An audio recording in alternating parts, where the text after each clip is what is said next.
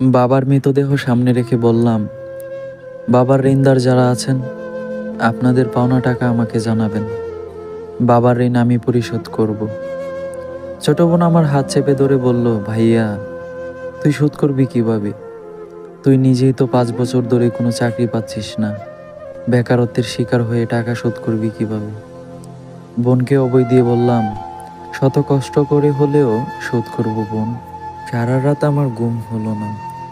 বোনের বিয়ের বয়স হয়ে গেছে। পরিবারের খরচ না হয় কোনো রকম চালাবো, কিন্তু বোনের বিয়ে দিব কিভাবে?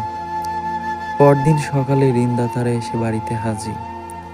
বাহিরে বেরিয়ে এসে লোকজন দেখে গ্রামে আমার কপাল ভিজে উঠল।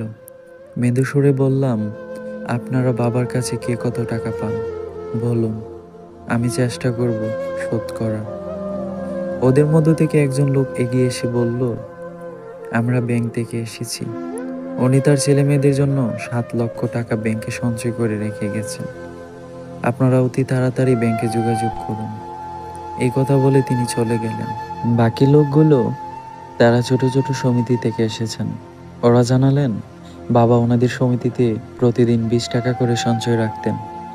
রাতে সব মিলিয়ে হিসাব করে দেখলাম, বাবা আমাদের জন্য মোট 11 লক্ষ টাকা সঞ্চয় করে রেখে গেছেন। মনে পড়ে গেল সেদিন রাতের কথা, যেদিন রাতে আমি বাবাকে বলেছিলাম, আপনি কেমন বাবা? আমার ভবিষ্যৎ নিয়ে আপনার কোনো চিন্তা আছে? দরকার নেই আমার এরকম বাবার। বাবা তখন মৃদু হেসে বলেছিলেন, আমার সাধ্যমতো চেষ্টা করেছি, সময় হলে পেয়ে যাবে। হ্যাঁ, সেই সময়টা এখন এসে গেছে, কিন্তু বাবা চলে গেছে দূরে, ওই তারাদের কাছে।